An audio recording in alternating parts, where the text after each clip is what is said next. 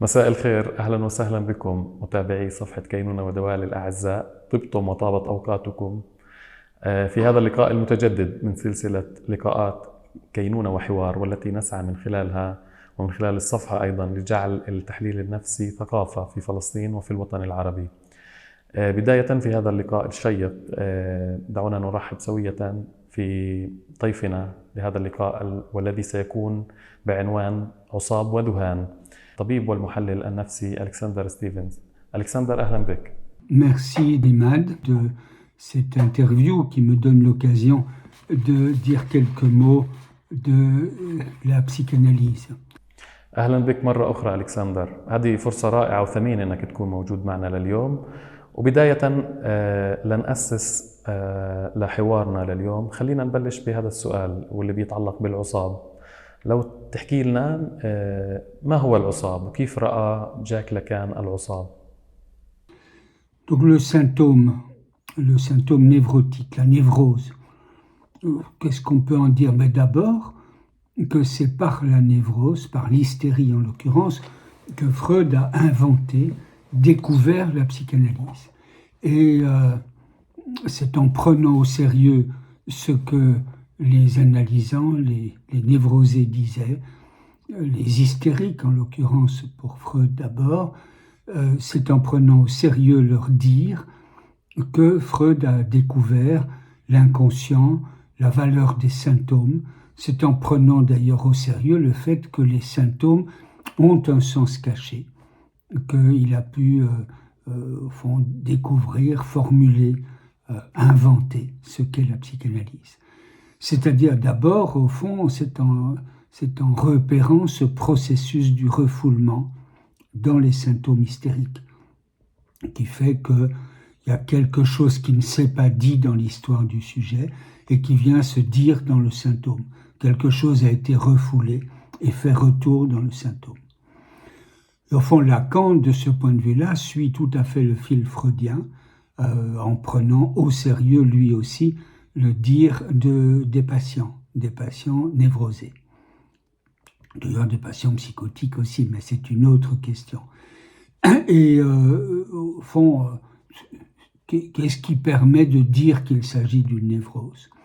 Pour dire qu'il s'agit d'une névrose, il faut au moins, c'est ce que souligne Jacques-Alain Miller, et ça me paraît très juste, il faut au moins repérer qu'il y a une dimension de manque qui est présent, une dimension de défaut, disons, du côté du sujet. Cette dimension de manque, c'est ce que Freud a appelé la castration, mais ça prend aussi les allures de l'impuissance ou de l'impossible. Et le sujet lui-même est un sujet divisé. Le névrosé ne sait pas exactement ce qu'il veut. Il ne sait pas, il ne connaît pas son désir, ou il ne le connaît pas bien, ou il le connaît de façon contradictoire, et il veut en effet des choses qui à l'occasion s'opposent. C'est toute la division du sujet qui fait aussi qu'il va ensuite progresser dans une dimension dialectique, c'est-à-dire en s'enseignant de sa propre expérience pour modifier à l'occasion ce qu'il pense, ce qu'il soutient, ce qu'il défend, ce qui fait ses identifications. Voilà ce que je dirais sur la névrose pour commencer. إذا كانت المفاتيح الأساسية للإجابة بتتعلق بالكبت وانشطار الذات والعارض المتشكل واللي تم الاستدلال له من خلال المقولة والحديث الخاص بالهستيريين كيف خبرتنا، خلينا ننتقل للسؤال الآخر واللي بيتعلق بالذهان. ما هو تفسير الذهان؟ وهل من دور وظيفي في المبنى النفسي للإنسان للذهان، ألكسندر؟ Oui, la psychose est l'autre grande structure et elle se définit là plutôt par sa rigueur. Il y a une rigueur, une logique absolue du patient psychotique. En tout cas, spécialement du côté de la paranoïa, n'est-ce pas? Puisqu'on sait qu'il y a plusieurs formes de psychose et du côté de la paranoïa, pardon, c'est vraiment une logique absolue du côté, au fond, qui ne laisse pas place aux équivoques. Du côté, par contre, de la schizophrénie, là, c'est plutôt le désarrimage du sujet qui va être en jeu. Le fait qu'il perçoit son corps comme éclaté à l'occasion, comme morcelé, mais aussi que ses liens sociaux, ses liens avec l'entourage, ses liens avec la société, avec le travail, peuvent se défaire. Au fil du temps, dans ces cas-là, ils se défont souvent. Et puis la troisième forme de psychose, c'est la mélancolie, où là, le sujet, en quelque sorte, s'auto-injurie, s'auto-dévalorise, jusqu'à pouvoir à l'occasion souhaiter la mort. Donc ce sont des formes différentes. Mais ce qui les rassemble, c'est la dimension, au fond, d'une certaine logique qui accompagne une certitude. Ici, il n'y a pas de dialectique, il n'y a pas de sujet qui hésite, il y a un sujet plutôt pris dans certains modes de certitude qui s'imposent à lui en venant de l'extérieur ou qui s'imposent à lui à partir de pensées qui lui sont à l'occasion imposées. Et donc, ce qui fait, disons, l'élément, je dirais presque diagnostique de la psychose, c'est la présence de ce qu'on appelle des phénomènes élémentaires. Phénomène élémentaire qui peut prendre l'aspect classique des voix entendues au moment du déclenchement de la psychose ou même ensuite, qui peut prendre aussi d'autres aspects, disons sous la forme de signes qui lui sont adressés de l'extérieur. N'est-ce pas? Lacan prend dans son séminaire sur les psychoses un petit exemple très clair, c'est un patient qui dit tout à l'heure en rue passait une auto rouge. Ce n'est pas par hasard qu'elle est passée par là. Eh bien, dans ce pas par hasard, on saisit qu'il a l'idée que là, c'est un signe qui lui est envoyé, à partir, il faut bien dire, d'un élément extrêmement banal. Et donc, ce qui fait ce phénomène élémentaire, c'est d'abord l'interprétation même du patient, parce que le psychotique, en effet, interprète. Et Lacan, dans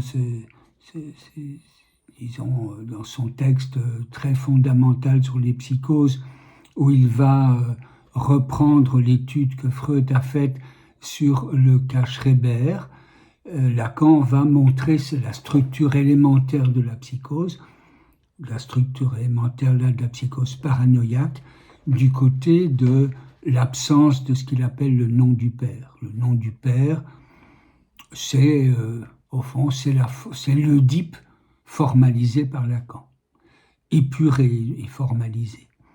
Et l'absence de cette structure qui donne les significations, la signification qu'on dit phallique, mais qui est la signification en même temps du langage, qui donne cette signification commune, l'absence du nom du père fait que le sujet perd une part de la signification commune sur un certain nombre de points. Et c'est ce qui fait qu'à un moment, en effet, pour tenter de réparer la trame qui se défait, il se met à délirer, c'est-à-dire à trouver une autre explication du monde. Maintenant, ce n'est pas le délire qui fait la psychose, c'est plutôt le phénomène élémentaire, comme je dis, ce qui surgit venant de l'extérieur pour le sujet. Et donc on a ces formes de psychose, mais on a aussi des psychoses avec, disons, pas de délire ou pratiquement pas de délire, ce qu'on appelle maintenant les psychoses ordinaires. Psychose ordinaire, c'est une psychose, au fond, qui présente quelques petits signes dans le rapport au corps, dans le rapport aux autres, dans le rapport à ce détachement, ce désarrimage à l'occasion, qui montre que ce sujet, en effet, se trouve dans une difficulté particulière avec aussi le langage. Et pas la même difficulté, il n'y a pas d'élément qui manque, il y a plutôt là une certitude sur quelques petits phénomènes.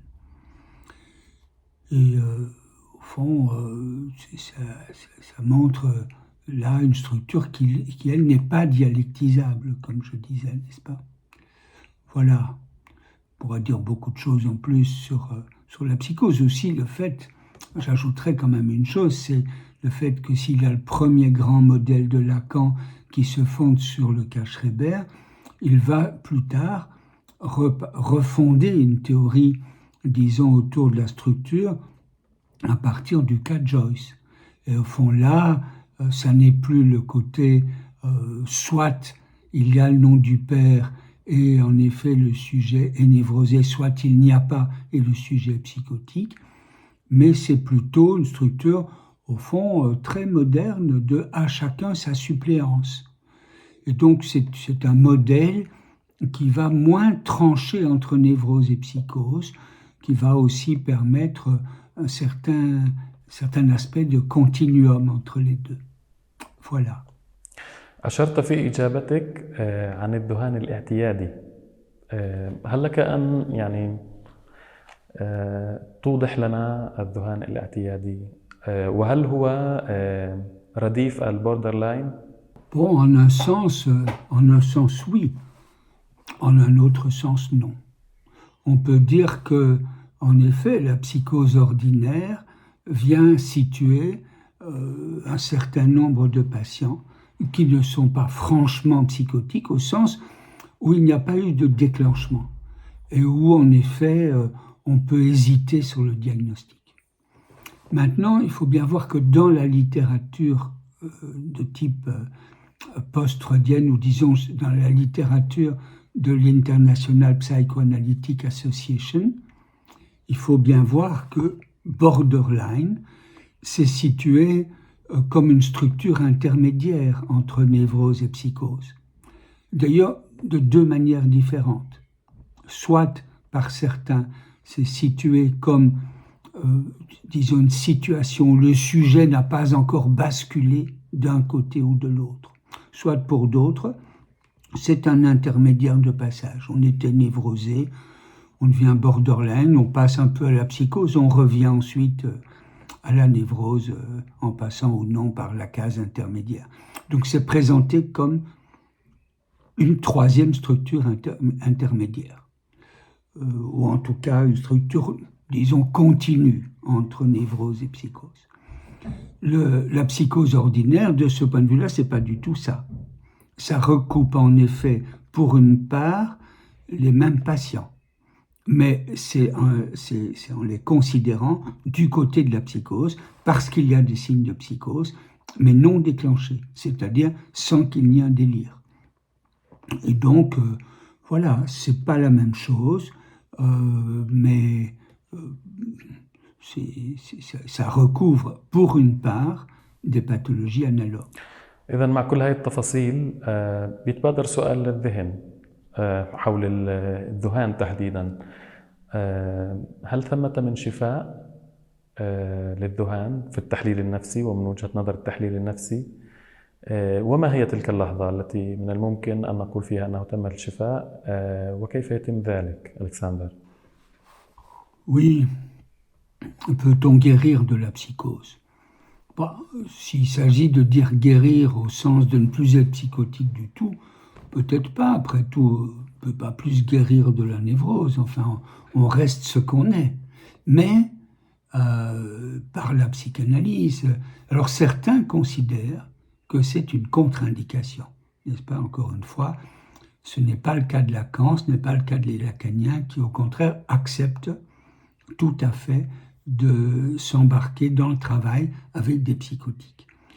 Et au fond, qu'est-ce qu'on peut obtenir exactement par le même travail d'expérience analytique, de la parole, de l'élucidation, au fond, de ce qu'un sujet vit, de ce qu'il cherche, de ce qu'il désire.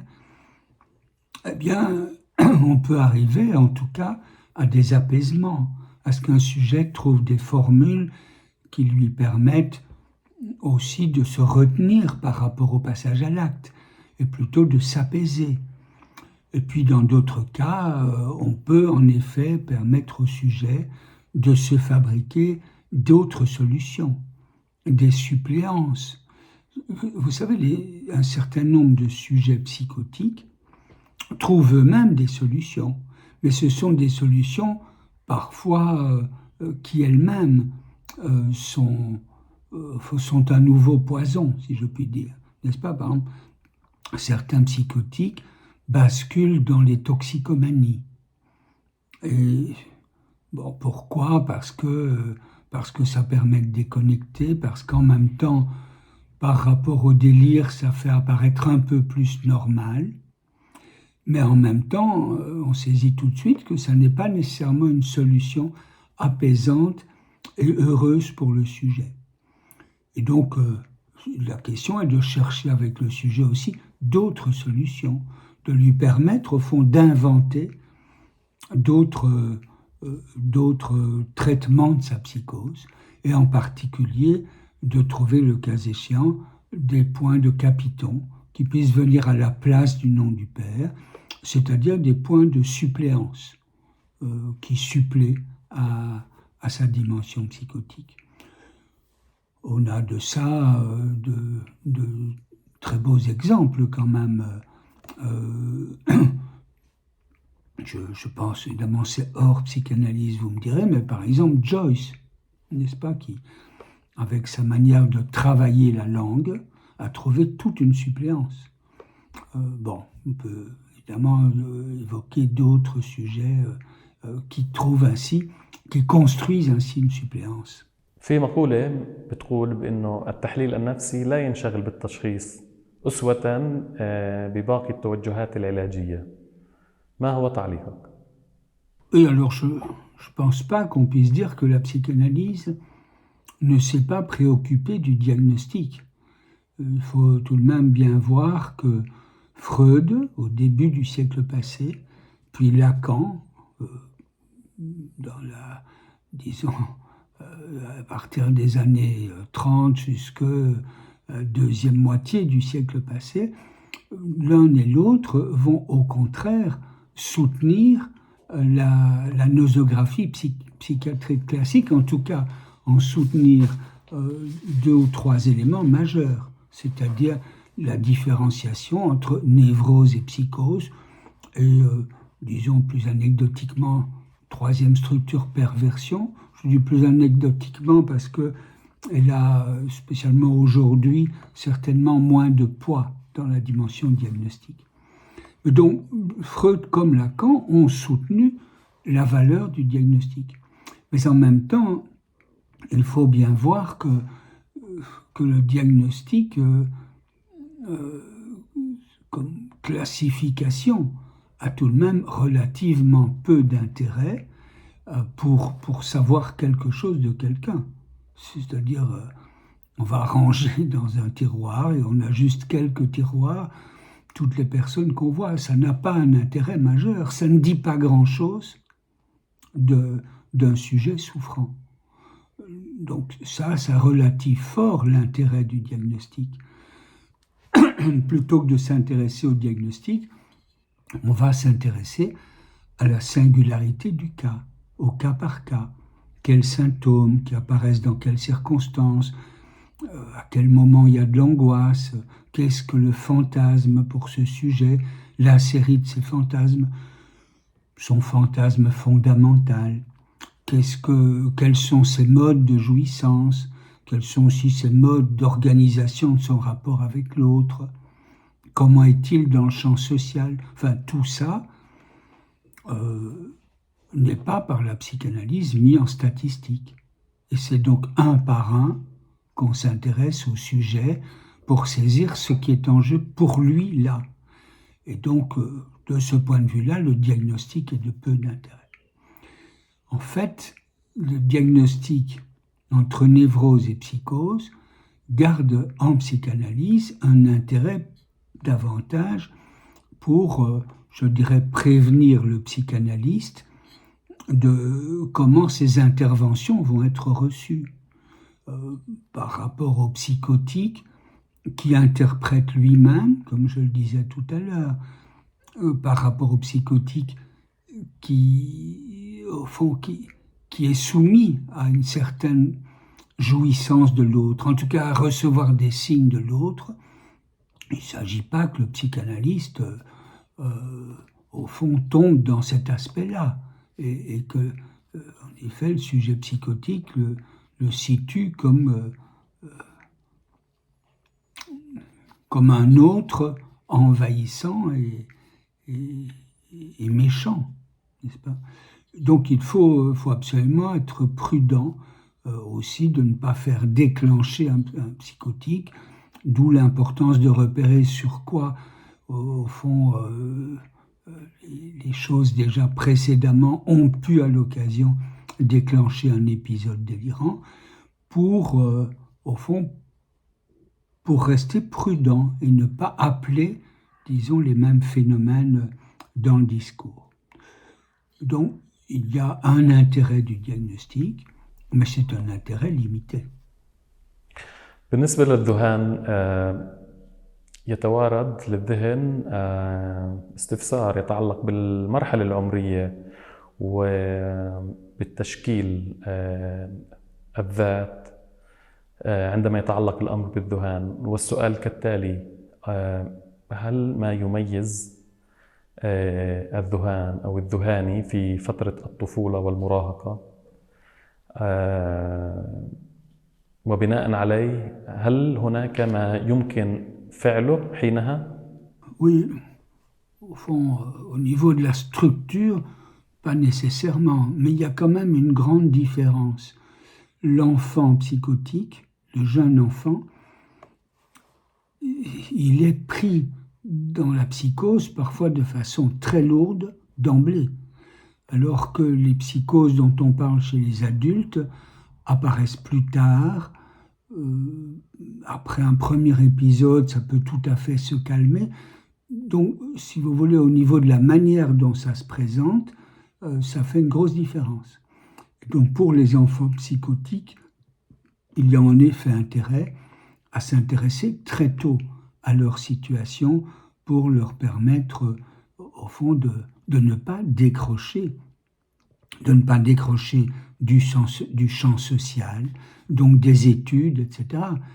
Et pour apaiser leur existence. Il y a aussi à ces âges-là l'importance de faire la différence, d'ailleurs, entre un enfant schizophrène et un autre autiste, par exemple, parce qu'on ne va pas intervenir tout à fait de la même manière. Et donc, là, je reviens au diagnostic, vous voyez, ça compte quand même.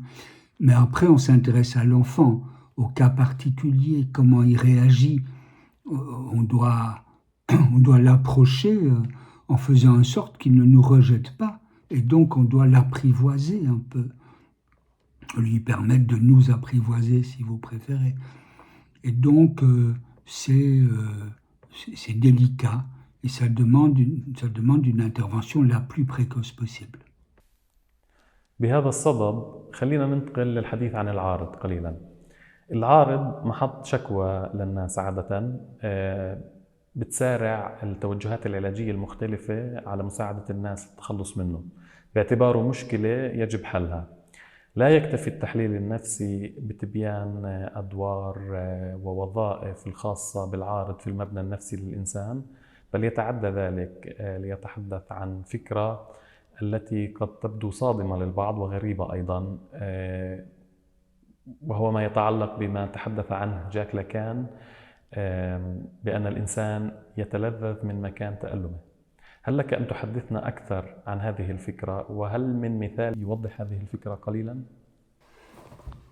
Oui, il y a la dimension de la plainte.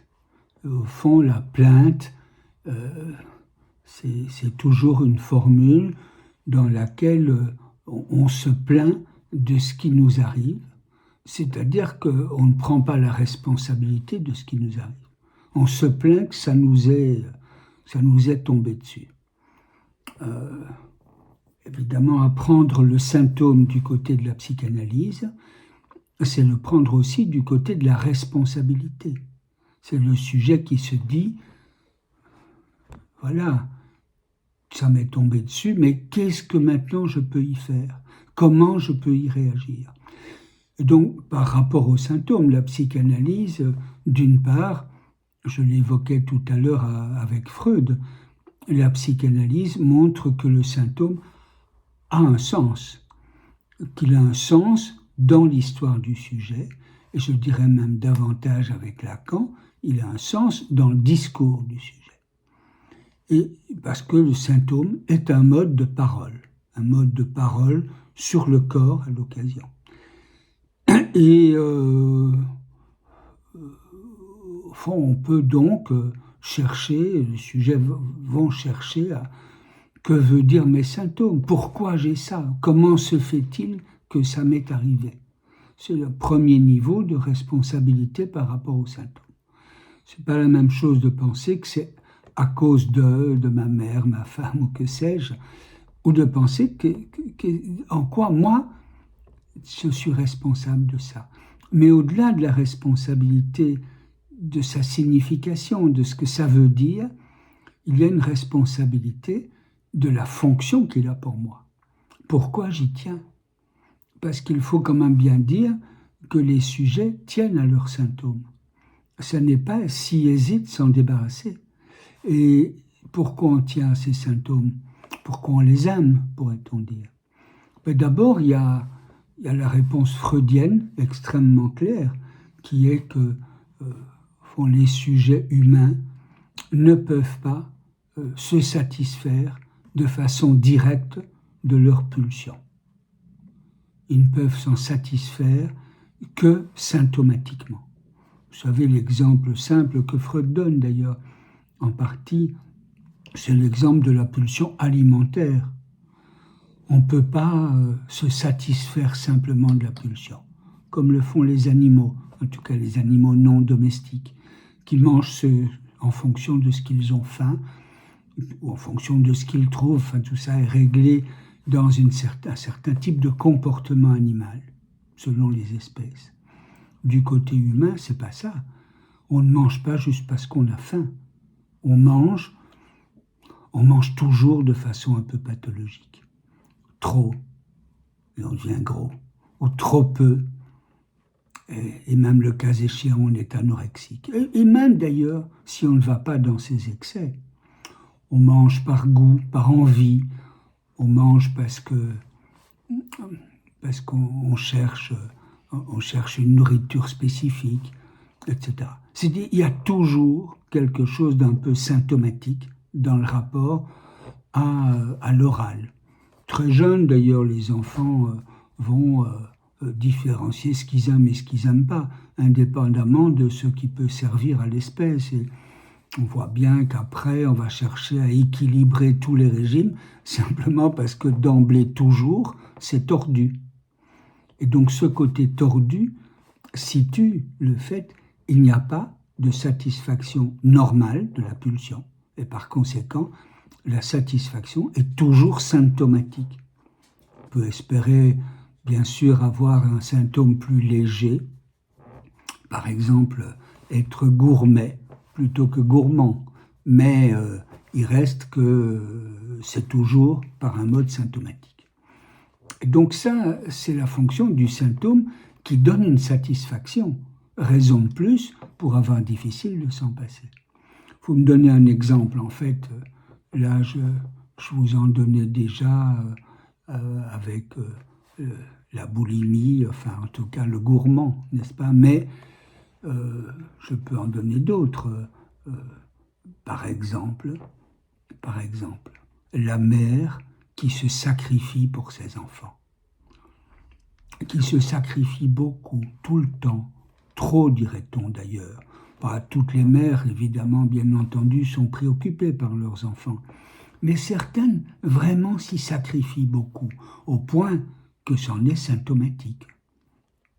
Eh bien, même si l'enfant veut à un moment, au fond, s'en dégager un peu, ça n'est pas si facile, parce que cette mère-là peut tout à fait tenir à ce symptôme dont pourtant elle se plaint, parce que ça ne lui est pas facile, ça lui est même douloureux par moments. Eh bien, ça serait encore plus douloureux si elle doit le lâcher. Donc, c'est quand même le côté, le symptôme, on y tient. Je prends là des exemples un exemple un peu, disons, majeur, mais je vous rappelle l'autre que je donnais là, du côté de la nourriture.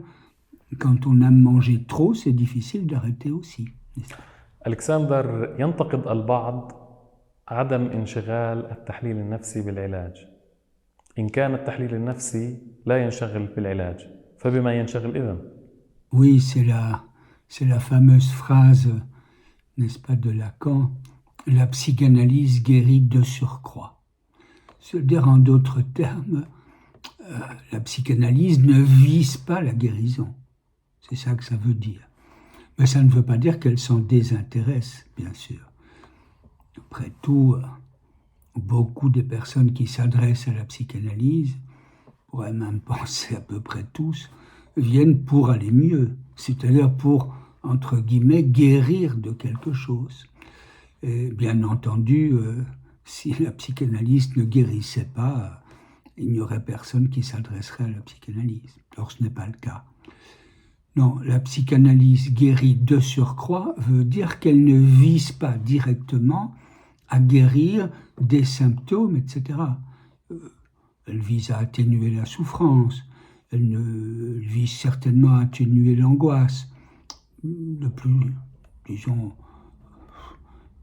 s'entraîner, n'est-ce pas? Mais elle vise surtout, au fond, qu'un sujet puisse développer son discours, puisse dire ce qu'il a à dire, puisse situer au mieux par ses paroles.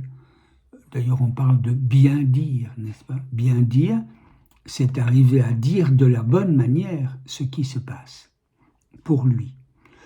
C'est aussi d'arriver à élucider son désir. C'est d'arriver à dire ce qui est difficile à dire, c'est-à-dire ce qui, au fond,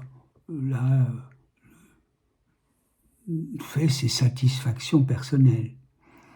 Pour de tout ça, prendre une mesure qui soit, disons, effective. Donc, il s'agit plutôt d'une expérience de parole qui vise pour un sujet à élucider pas seulement le sens de ce qui lui arrive, mais aussi la fonction de ce qui lui arrive, c'est-à-dire quelle satisfaction il cherche. Et ça n'est pas la même chose que de viser tout de suite la guérison. Néanmoins, le fait est que de surcroît, en permettant à quelqu'un d'élucider ainsi ce qui fait ses difficultés, de surcroît, il va beaucoup mieux après ça. Et donc, dans le sens courant du terme, il guérit. Notamment, on pourrait rajouter la question de qu'est-ce que guérir? Est-ce la suppression complète de tout? Ça veut dire quoi? C'est la question de la normalité en même temps, etc. C'est une autre question. Mais, donc, la psychanalyse ne se préoccupe pas immédiatement de guérir, mais elle guérit de surcroît. Voilà. إذن بعد حديثنا الشيق حول العصاب والذهان، يتبادر للذهن سؤال يتعلق بما دور البيئة والمحيط الاجتماعي في تكوين العصاب والذهان. هل من دور لهم في تشكيل العصاب والذهان؟ وكيف ممكن نشوف شكل هذا التأثير إن وجد؟ Oui, l'environnement, l'entourage peuvent être déterminants, bien sûr. Chacun vit dans une société donnée et au fond, les traumas ne sont pas les mêmes partout, bien sûr. Il y a des endroits où la difficulté sociétale, la difficulté de l'environnement est plus grande qu'à d'autres endroits. Maintenant, sur la question traumatique, il faut tout de même être clair. Ce qui est traumatique d'abord, ça n'est pas ce qui, disons, ça n'est pas le trauma objectif du point de vue social. Ce qui est traumatique, c'est la manière dont un sujet vit une rencontre donnée. Une rencontre avec un événement, avec une situation familiale ou politique à l'occasion. Mais enfin, pour prendre là les choses avec Lacan, considérant l'enfant, n'est-ce pas, Lacan fait remarquer dans un de ses séminaires que ce qui compte quand on veut s'intéresser à la difficulté d'un enfant, ça n'est pas de penser que c'est ce qui s'est passé avec papa, maman ou un frère, une sœur qui est l'événement déterminant, mais c'est de penser de comment cet enfant a vécu cet événement, comment il y a réagi, quelle place ça a pris dans son discours, dans sa compréhension des choses, je dirais, mais aussi quelle place ça a pris dans ce qu'il peut considérer là comme, disons, je dirais comme événement de jouissance. Lacan dit aussi comme objet, c'est-à-dire comment ça se répartit parmi ces objets pulsionnels, parmi ces objets de jouissance, donc la voix, l'oral, l'anal, le regard, n'est-ce pas? Comment un enfant a été saisi par quelque chose.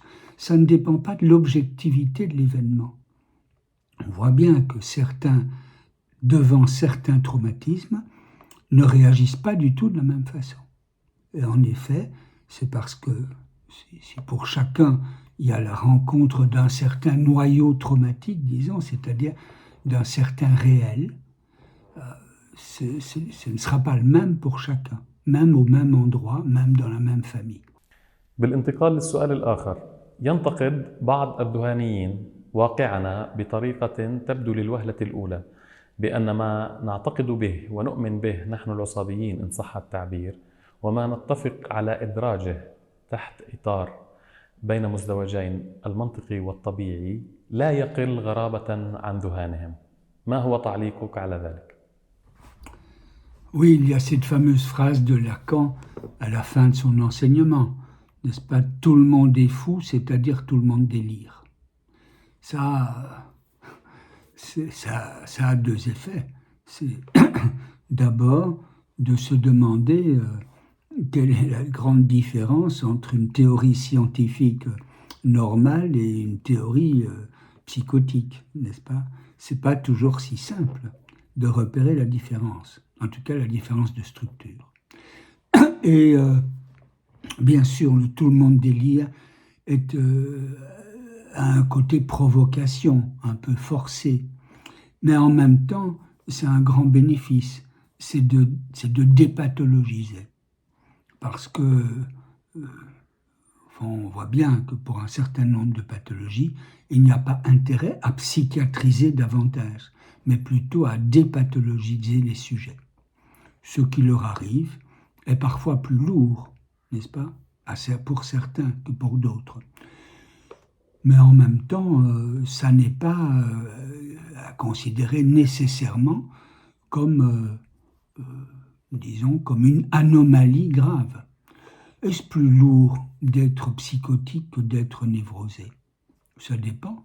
Il y a des névrosés très empêtrés dans leur structure. Il y a des psychotiques qui ont été géniaux, n'est-ce pas? Un des grands écrivains français, Jean-Jacques Rousseau, était psychotique. Ça ne l'a pas empêché d'être un très grand écrivain. Enfin, on peut prendre 1000 exemples comme ça, n'est-ce pas? Mathématiciens, scientifiques, géniaux, etc. Donc, pardon. Donc, en effet, considérer la psychose comme spécialement plus grave que la névrose n'a pas de raison d'être. Et donc, tout le monde délire, dépathologise. C'est pas plus grave. Tout dépend évidemment comment on est pris dedans. Parce que là, ça peut être beaucoup plus lourd pour un certain nombre de sujets, n'est-ce pas, avec un délire pathologique, disons, difficile. Donc il y a d'une part un effort de dépathologisation pour Lacan. Mais il y a un autre aspect qu'on peut tirer de cette phrase, c'est qu'il n'y a donc pas de normalité. Il n'y a pas de normal. Chacun sa manière d'être dans le monde, son mode de vie, sa façon de faire avec les difficultés, sa façon de faire avec le discours, le langage et le champ social. c'est-à-dire le champ politique. Et de ce point de vue-là, il n'y a pas de normal. D'ailleurs, qu'est-ce que ça serait que la normale, sinon, n'est-ce pas? Il n'y a pas de normal, il y a plutôt à chacun son grain de folie, c'est-à-dire sa particularité, sa singularité. C'est ce qui fait l'intérêt de chaque être humain. C'est pas comment il est le même que les autres, mais c'est comment il est lui, c'est-à-dire différent de tous les autres. إذا ينشغل التحليل النفسي بالفرد وظواهره. وجل حديثنا لهذا اليوم فيما يتعلق بالعصاب والذهان كان له هذا المنحى المتعلق فرديا.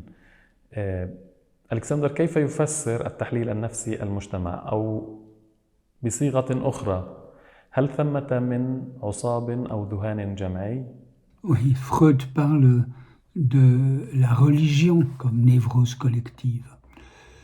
Mais enfin, si on veut examiner le malaise dans la civilisation aujourd'hui, on voit bien que peut-être, bien sûr, pour certains, la religion peut tout à fait y participer, mais enfin que surtout, le malaise dans la civilisation aujourd'hui vient du rapport aux objets, à l'objet de consommation, n'est-ce pas? Tout est consommable. C'est la victoire absolue du discours capitaliste, on pourrait dire. Et c'est ce qui fait en même temps le malaise dans la civilisation aujourd'hui. Tout est consommable et donc, en effet, tout est jetable. C'est la même chose, consommable et jetable. Vous achetez un téléphone portable, un téléphone évidemment qui permet beaucoup de choses aujourd'hui, un iPhone ou un autre, enfin, selon vos références là-dedans. Et puis de toute façon, 6 mois plus tard, il est dépassé. Et vous commencez à avoir envie du suivant pour remplacer celui que vous avez. Et donc celui que vous acheterez, il est toujours destiné à être bientôt jeté, ou à bientôt n'être plus si parfait. C'est le principe absolu. Mais remarquez que ce malaise couvre aussi les rapports humains. C'est-à-dire qu'en effet, là aussi, on peut se mettre dans la position du consommable, jetable, ce qui est quand même, en effet, un vrai malaise, n'est-ce pas? Donc, je dirais névrose dans la civilisation, je préfère le terme malaise dans la civilisation, mais au fond, il vient d'abord de ce malaise, de ce que l'objet jetable, est venu remplacer ce qui, pendant des générations, a plutôt été la référence et qui est la fonction du père. Et aujourd'hui, au fond, les religions cherchent à l'occasion à restaurer cette fonction du père. Il faut bien dire, sans y réussir tout à fait. Mais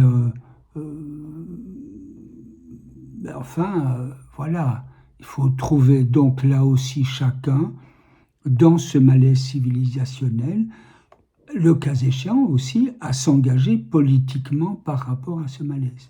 La psychanalyse n'est pas une neutralité complète. Je pense que d'ailleurs les psychanalystes de l'école de la cause freudienne, les psychanalystes lacaniens, se sont engagés également par certaines positions politiques qui sont indispensables pour répondre à certaines phases de ce malaise. هل لنا أن نستوضح هذه الجزئية والتي هي أحيانا تزعج البعض وينتقدها البعض، والتي من الممكن تلخيصها بما قاله فرويد بأنه لا مناص من الثمن المتعلق بالحضارة والتربية على حياتنا النفسية. ألا يوجد أسوياء من وجهة نظر التحليل النفسي؟ Oui, c'est la question du normal que j'évoquais déjà tout à l'heure. Qu'est-ce que c'est le normal? On peut le prendre de deux façons. On peut dire le normal, c'est comme tout le monde, ou comme la très grande majorité. C'est une vue de la normalité du côté statistique, qui érode les différences, n'est-ce pas, qui supprime les différences. Ou on peut prendre le normal du côté qui est dans les normes, c'est-à-dire dans la loi. C'est pas réjouissant. je trouve le terme de normal est fondamentalement pas réjouissant. Bien entendu, on comprend bien ce que ça veut dire au sens courant du terme. Ça veut dire ne pas souffrir beaucoup trop, du point de vue la normalité psy, disons. C'est ne pas souffrir beaucoup trop, trouver des satisfactions dans l'existence. Enfin, ça ne définit pas une normalité très précise, ça. Et donc, je préfère dire qu'il n'y a pas comme tel de normal.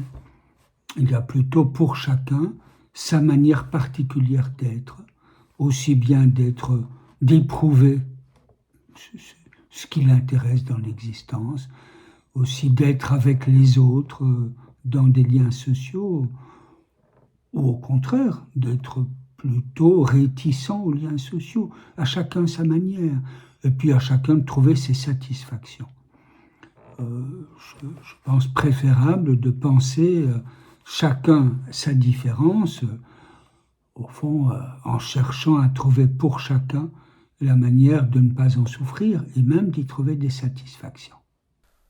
دعنا نعود مرة أخرى للعصاب والذهان، ولكن هذه المرة من خلال المفاهيم الثلاثة الأساسية التي استخدمها جاك لاكان في طروحاته، وهي الرمزي والخيالي والواقعي. هل لك أن تحدثنا أكثر عن هذه المفاهيم ما بين العصاب والذهان؟ Oui, alors là, réel, imaginaire et symbolique, ça demanderait pour les éclairer une conférence complète, n'est-ce pas? Ce sont les termes avec lesquels Lacan lie l'ensemble de la structure du sujet, l'ensemble de la structure dans laquelle on est prise, et donc il lie, disons, le rapport à la psychanalyse avec ces trois termes.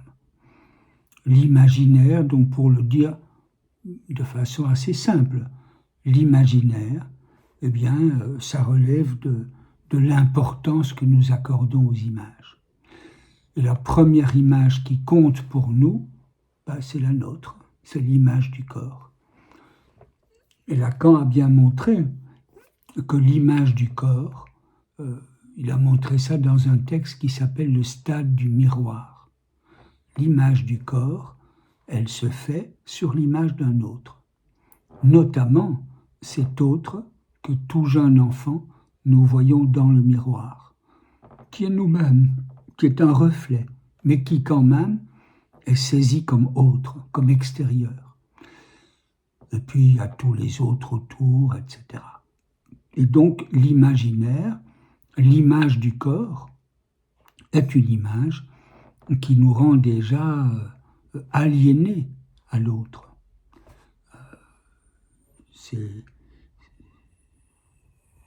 Mais au-delà de l'image du corps, ça va avec nos premiers désirs, ça va avec nos a priori, nos manières un peu courtes de juger l'autre.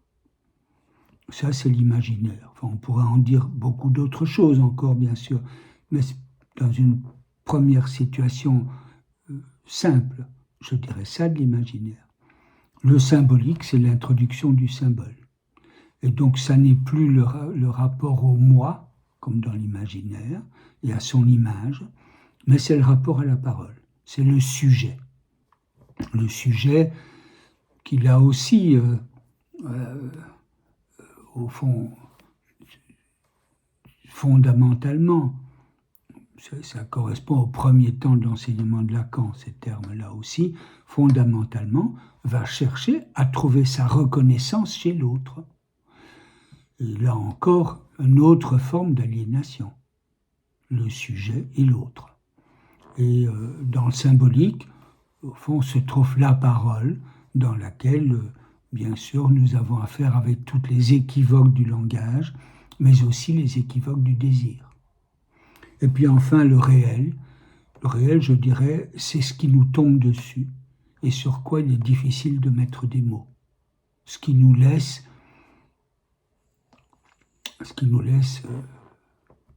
silencieux, ce qui nous laisse sans mots, comme on dit. Mais tout l'effort en psychanalyse, dans le cours d'une analyse, c'est de dire l'impossible à dire.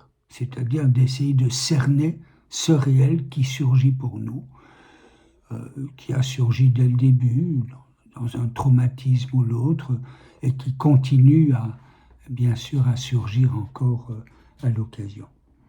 Alors, je dis là peu de choses, je pense que je préfère, si vous voulez bien me permettre, de limiter réel, imaginaire et symbolique à ces trois figures simples que je viens de dire. Voilà. في نهاية هذا اللقاء الممتع والثري والقيم لا يسعنا إلا أن نتقدم إليك بالشكر الجزيل ألكسندر على هذه المعلومات القيمة وعلى وقتك. Je vous remercie. كما ونتقدم لكم أعزائنا المتابعين أيضا بالشكر على حسن استماعكم وطيب متابعتكم. نلقاكم على خير قريبا. ابقوا بالقرب.